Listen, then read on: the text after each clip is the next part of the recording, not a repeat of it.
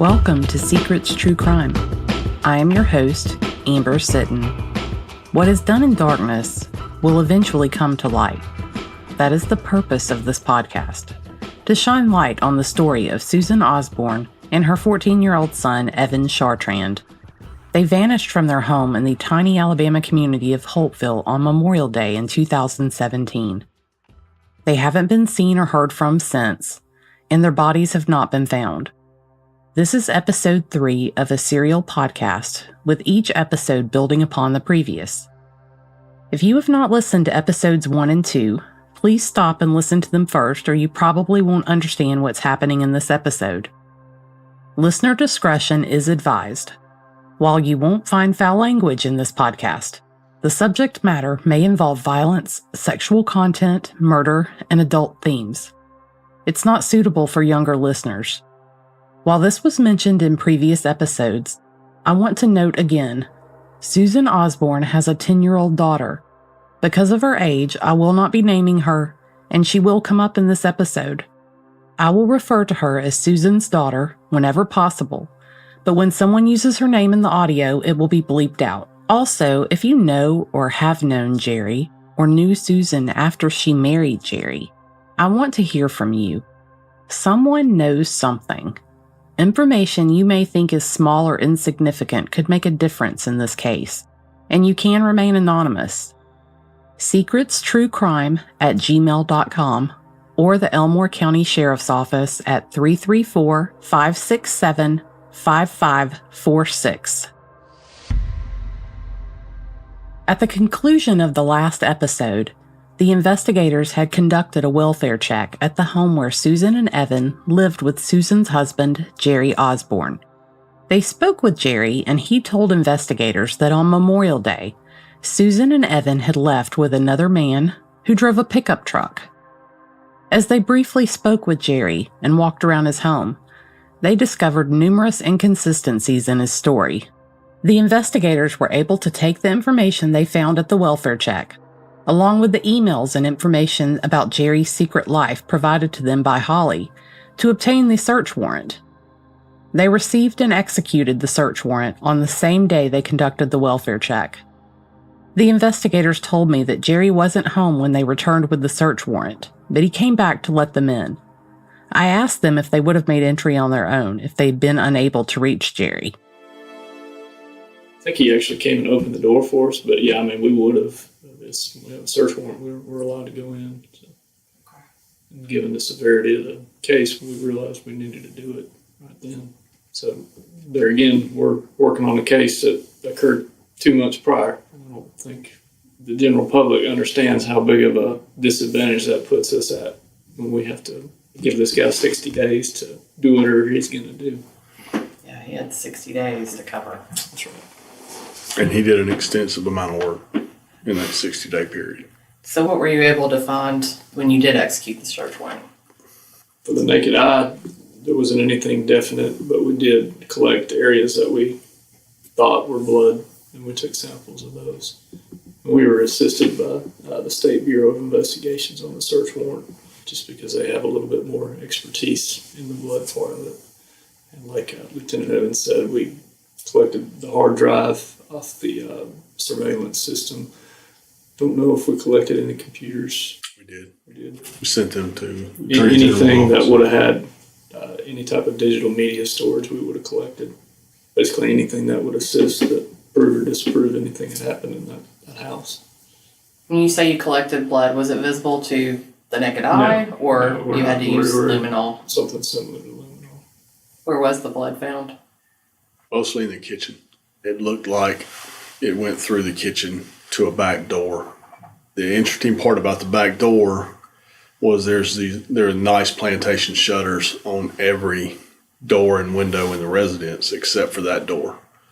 And when we luminoled it, you could see pretty much a straight line where the blinds had been, and there was reaction below that line, and there was no reaction above the line, to which it would appear those blinds were in place at some point, were taken down and thrown away also. And like I said, that was the only area in the whole house that did not have the blinds up any longer, was that back door. Could you get an idea of how much blood No, I don't think there's any way to quantify it. No, not like that. I asked the investigators a few more questions, trying to get an idea of how much blood they found. I never received a specific answer, but Captain Ogden did say this. But it wasn't a couple drops. No. I mean, it was enough to pick up. I mean, enough to observe. So, but like he said, we can't quantify it. But enough to maybe hint that it was more than a minor injury that would have caused blood in that amount. Are we talking about more than a finger I don't cut? know if it's so much, like we said, quantifying is one thing. I think we were more concerned with the locations that we observed where the reactions were from the chemicals used. Like he said, on the base of the door, it's just odd. In regards to the amount of blood found, Sheriff Bill Franklin has publicly stated in other news interviews that it was along the violent lines and not a finger cut. Sheriff Franklin has been the sheriff of Elmore County since 1991. He comes from a family with a long history in law enforcement that includes his mother, father, and grandfather. I've spoken to a lot of people while making this podcast, and almost everyone I've asked about him has spoken very fondly of him. He appears to be a popular and well-loved sheriff. This last election, he ran unopposed, but when he ran in 2014, he defeated his opponent with 94% of the vote. I scheduled an appointment to meet him, and I drove to Wetumpka to the Elmore County Sheriff's Office for that meeting. It's located inside the Elmore County Jail, inside a judicial complex that includes the Circuit Court and DHR. The Sheriff's Office and jail are housed in a large 2-story brown brick building with a green metal roof. The parking lot was pretty full, and the sign on the building just read Elmore County Jail. I wasn't sure I was at the right entrance, so I asked a younger police officer that was parked on the curb for directions. He told me to walk in and go directly up the stairs to the second floor. I stood in a small line for pistol permits for my turn to speak with the lady behind the window. She asked me to wait for a few minutes, and before long, a locked door was opened by the sheriff's administrative assistant. She led me to the sheriff's private office where I was greeted by the tall man with a booming voice. I spent some time with him discussing the case at length, and found him to be engaging and charismatic. I found the detail he knew about the case to be reassuring, and I don't mean things he could have read out of the case file before I arrived. I was left with the impression that he knew and remembered the smallest details even about Susan and Evan's family, and things that were really peripheral to the case. We will discuss more about this later. I also spoke with Susan's brother Brian, and he shared some more information about the blood with me, which we'll get to in a few minutes. You've heard from his wife Melissa. Brian and Susan were very close growing up and continued to be even after she moved to Alabama. He told me that over time, they would go for longer periods of time without talking. They both had families and each just got caught up in their own daily lives. When Susan and Evan lived in Michigan, Melissa kept Evan while Susan worked. She and Brian were married when Susan was a teenager, and she and Susan were also close. Brian and Melissa loved having Evan stay with them.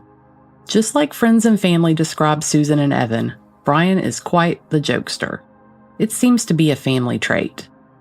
Like many uncles, Brian loved to teach Evan to do things that would aggravate Susan. When I interviewed Brian, I could hear the pain in his voice as he spoke about his sister and nephew. If you remember from the first episode, Brian and Melissa went to Texas to visit his and Susan's mother, and when he arrived, Linda told him that Susan and Evan were missing. They stayed at Linda's while the missing persons reports were filed, and while the investigators conducted the welfare check and served the search warrant. On their way back home to Michigan, they drove to Alabama to meet with the investigators.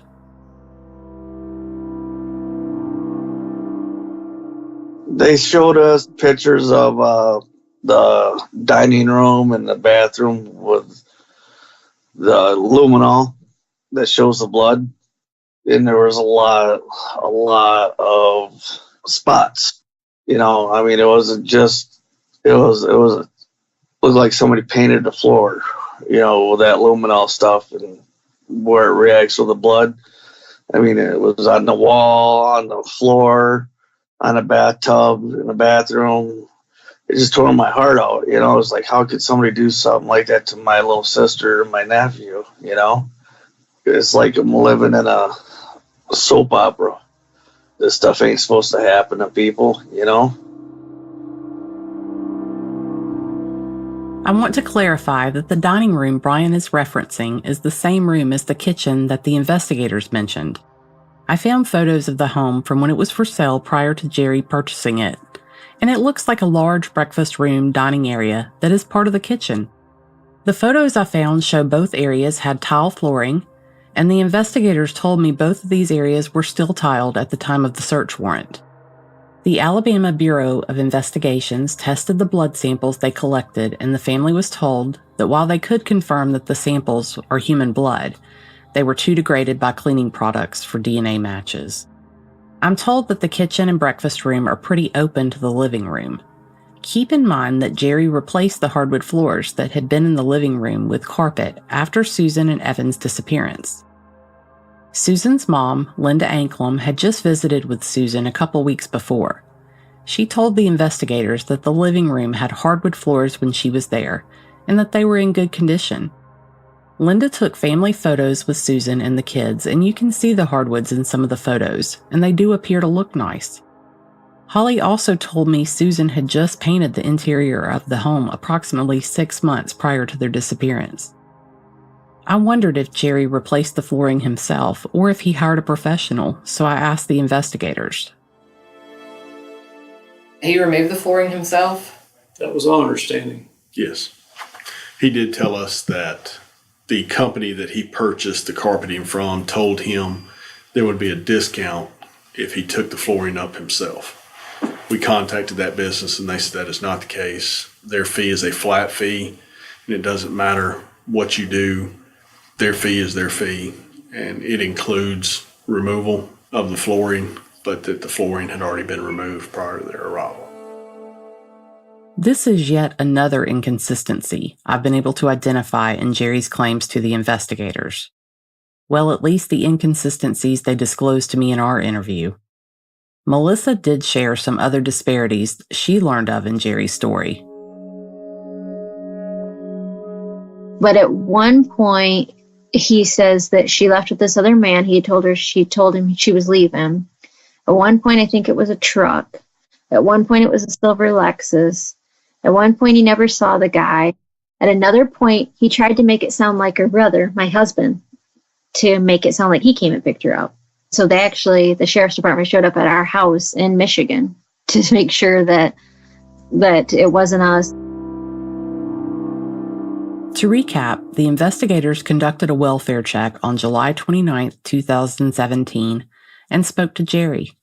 They left and obtained a search warrant and went back to conduct the search on the same day. Jerry came back to his home and let them in. Investigators told me that they attempted to interview Jerry at that time and to clarify some of these variations in his story. Well, part of the problem is, as far as what answers he did or didn't, he obviously retained counsel, and as this investigation kind of more fairly quick, and by the time we were getting questions we need answered, he's not talking to us anymore. So we got shut down pretty quick on that end. I believe we only had the opportunity to interview him that first night, but after that he lawyered up. Well, he lawyered up in the middle of that interview, I think. The investigators expressed to me that they would love to speak with Jerry to get answers to all these unanswered questions about what happened to Susan and Evan, but Jerry hasn't been willing to speak with them again. I also know that Susan's family has made repeated attempts to speak with Jerry since they were reported missing. Melissa has mailed letters to his attorney, Trey Norman, and I've been told that Linda has sent letters to Jerry. Jerry and his attorney have both been unresponsive to all attempts. In the spring of 2018, Susan's mom, Linda, drove by Jerry's house. She stopped in front to take a photo of it. While she was parked on the street, Jerry came out of the house towards her car and asked if he could help her. Melissa told me at this point Jerry realized who she was. He turned around, walked back inside his home, and shut the door. Jerry claims he's innocent and that Susan and Evan left with another man. Why would he refuse to speak with her family? Why would he not speak with Holly? They were certainly friendly with each other prior to the disappearance of Susan and Evan. For the record, I did reach out to Jerry's attorney, and he did return my call. I offered Jerry the opportunity to tell his story to all of us through this podcast. Mr. Norman stated this to me. I don't think with everything that Jerry's been through and continues to go through in this that he is willing to. As a matter of fact, I know he's not. I've talked with him. And I apologize that I haven't called you back a little sooner, but I wanted to make sure that he had every opportunity to decide for himself.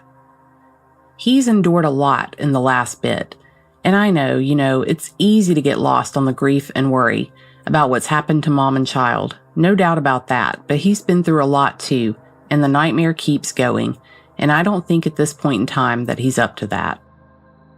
I asked Mr. Norman if Jerry would like to release a statement to be included in the podcast, or even answer some questions in writing as opposed to an interview. He said he'd discuss it with Jerry and asked that I go ahead and send the questions to him. I've sent some questions to him and will update you in future episodes if Jerry chooses to respond. The investigators also brought in 2 cadaver dogs to help detect for additional signs of human remains at the residence. The cadaver dogs. Tell me what you can about that. The residents, they basically hit in one spot over by the shed. Both dogs independently of each other. It's kind of a double blind process. There's 2 dogs, 2 handlers, and they don't watch each other operate. They don't see what each other do, how each other perform or what they do. So first dog hit in a location right beside a storage shed that would be just outside of the backyard fenced in area in the same direction as the back door that we spoke of earlier. And then the second dog, the second handler, also hit in the exact same location. So the dogs hit outside but not inside? I think they might have indicated a little bit in the house, but the only spot that they both hit, and it was a very strong indication, was the spot he's referring to. Melissa told me that when Linda visited Susan just a couple weeks before their disappearance, she'd noticed there were security cameras outside every door to the home. I know that Linda said when she was there, they had a camera at each door. And she asked them, she goes, why do you have so many cameras? What's the need for it? Because she's like, it's a quiet little neighborhood right there. What do you need? Are you that worried about it? And I cannot for the life of me remember exactly how they answered, but she said they had a TV screen, and the TV screen I think had it must have been maybe 4 cameras, and it was you could see all 4 of them on it, because she said she even remembers looking at it the night that Jerry was supposed to be coming home with pizza and watched him pull in and said, oh, he's home. Investigators also took note of the cameras and took them along with the other computers and electronic devices as part of the search warrant.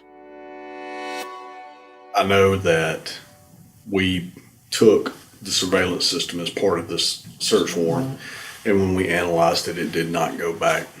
And I believe that's how we discovered that he at that point told us that he had a previous system that he had to replace.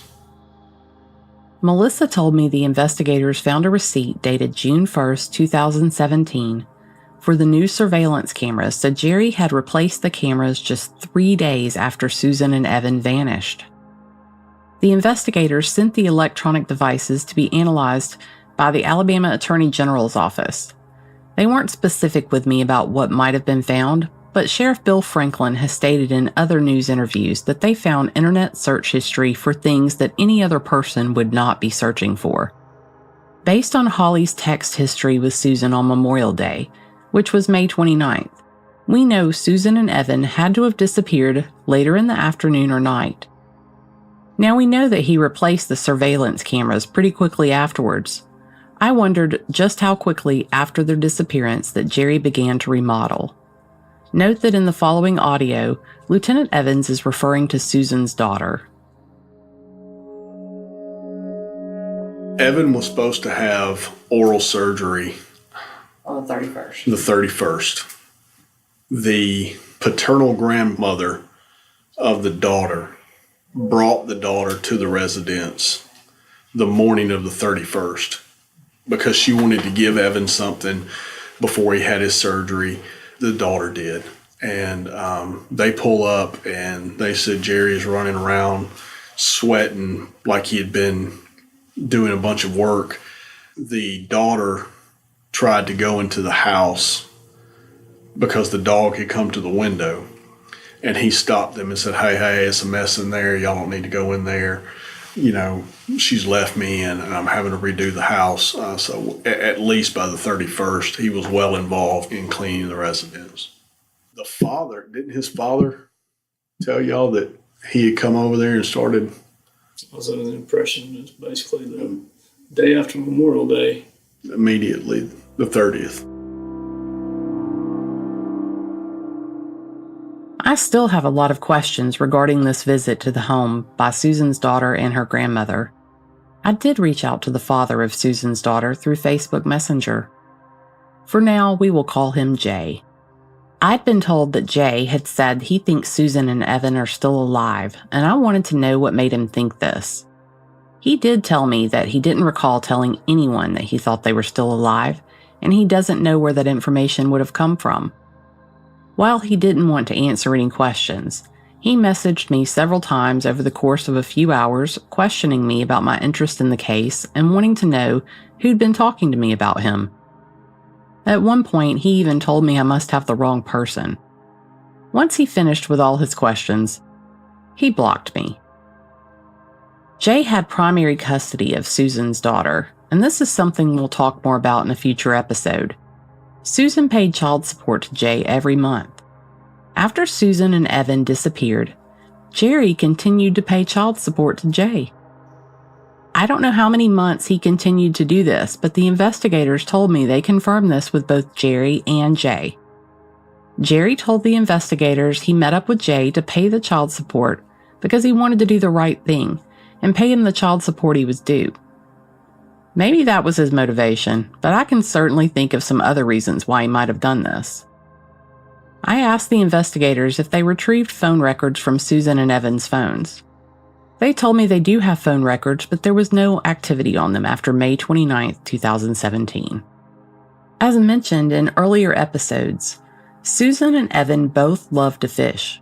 According to an Instagram post that Evan made almost exactly 2 years prior to their disappearance, they bought a fishing boat. The investigators discovered Jerry got rid of the boat after Susan and Evan vanished.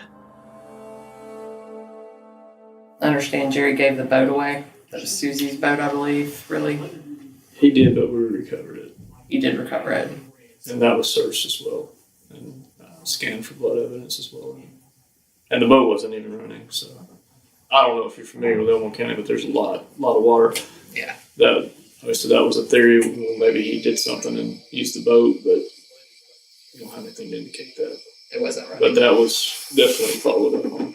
So it wasn't in very good condition when he gave it away. It didn't appear to be able to be ran, and we're lame. At least I'm a layman when it comes to boat mechanics, but just looking at it, it would take quite a bit to get it running. Okay. Holly has an interesting story about the boat. Me and my husband were talking about buying a boat. So recently I had that idea. I was like, it would be great if we could buy her boat. I was like, that would just mean so much to just have something that meant something to her. So I called the detective and asked him if he knew who Jerry gave the boat to. And this was all just happened right before Christmas, just last month.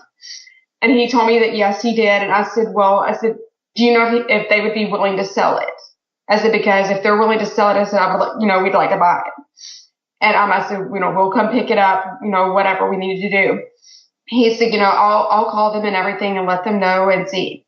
So I got a phone call like the week before Christmas from the detective at work. And he told me that he just spoke to the guy that the boat was given to, and that, yes, they're willing to sell it. And he told me the price. And he had said, and the detective even told me, he said, I'm not sure if it's worth that, but I know it means sentimental value to you. He said, we'll coordinate this however you want. He said, I can give you their number, give them your number, or we can coordinate it through me if you don't want to do all that. He said, because I don't know if they're related to Jerry or friends, or I don't know how they're connected. So, not 5 minutes later, I get a phone call back from the detective saying, he said, I just got a phone call back from that person saying that no, they don't want to sell it now. I said, really? So in other words, they must have spoke to Jerry. I researched the boat registration number and was able to confirm the boat is still registered to Jerry and Susan Osborne. We've talked some about the fires Jerry had going in the backyard. If you haven't already recognized it, these fires may play a crucial part in the disappearance of Susan and Evan. This is Nikki. She lived in the same neighborhood as Jerry, Susan, and Evan. She's one of the only neighbors that has spoken publicly since their disappearance. None of the people that live there really want to speak out. It's like they're scared because they still live there. It was a substantial fire. I mean, the times that we would ride by, and I don't recall if it was 2 days, 3 days, or what, but it was like a large, what I would consider a brush fire, but we could not see behind the fence. So all the smoke we could see was just in his backyard. It wasn't that you could see any big piles of anything, but due to the amount of the smoke, it was more than just a fire in a barrel. Nikki described it as a large brush fire. Another neighbor told the investigators that the fire was so hot they could feel the heat off of it from their own yard. Others reported the smoke being so heavy that they were unable to be outdoors for days. What was Jerry burning? Obviously, at least one mattress and some furniture, but would that take days in a fire that's described as a brush fire? Maybe he burned clothing and other items from their personal belongings? I asked the investigators if he could have burned the hardwood flooring he removed. Not sure if he burned it.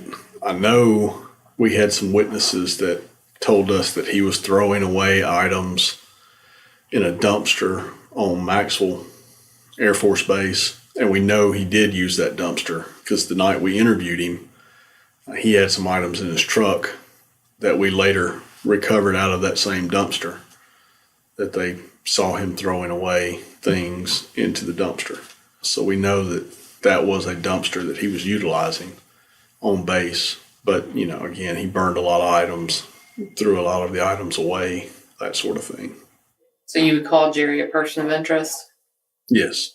Is there more than one person of interest? Not at this time. Do you believe he had help at any point, either committing the crime or covering it up? Like Lieutenant said, I think he'd be considered a person of interest, but we don't suspect there was more than one person involved. The investigators obviously believe Jerry Osborne is the person responsible for the disappearance of Susan and Evan, and their family and friends strongly believe they are no longer alive.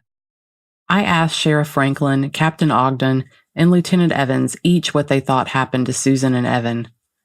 Here are Captain Ogden and Lieutenant Evans. Do you believe he could have burned her? Burned the bodies? I mean, anything's possible at this point. I'm not sure if his body was burned or taken to another location or... Do you think it would be possible for a body to be burned in a backyard, in the environment that he has in his backyard? Would it be possible to burn a body and there be no trace? This is just my opinion, and his might be different than mine. I think most people are under the impression that you can't burn a body up to there'll always be something left. I disagree with that. I think if the fire's hot enough and for long enough, that it would be very hard to recover any identifying evidence given enough time and enough heat. That goes back to 2 months. It's a long, long time. Do you agree with that? I go back and forth. I think, like the chief said, certainly given enough time and enough effort and enough fuel and various different items being burned alongside the body, that certainly it could probably be consumed. Then you think, consuming 2 entire bodies, what's the likelihood of consuming the whole thing? And I don't know. I kind of go back and forth between the two. And we did the areas that where the dog indicated the burn piles, we did sift that area and we collected samples, and that was sent to forensics, and it wasn't fruitful for any type of. Well, the area the dogs hit on, we dug until we hit roots, and obviously once you hit roots that are intact, then that land has not been disturbed previously. So the areas that the dog hit on, they explained it to us that he could have just brought them out there and laid them down there for a period of time, no matter how short, the bodies would begin to decay. And that's actually what they were picking up on, was the decay scent. I had discussed the same thing with the sheriff before I sat down with Lieutenant Evans and Captain Ogden. Sheriff Franklin told me that he too suspects Jerry burned the bodies. Even after hearing what each had to say about it, it leaves me with a lot of questions. Can you really burn 2 bodies in a residential area with neighbors so very close, and there not be odors that would cause alarm? Can an average person with average supplies burn 2 bodies to the point that there's no trace or evidence left behind? We will explore this and more in the next episode. We are also going to hear another hair-raising story from Holly that you don't want to miss. Join us next time on Secrets True Crime.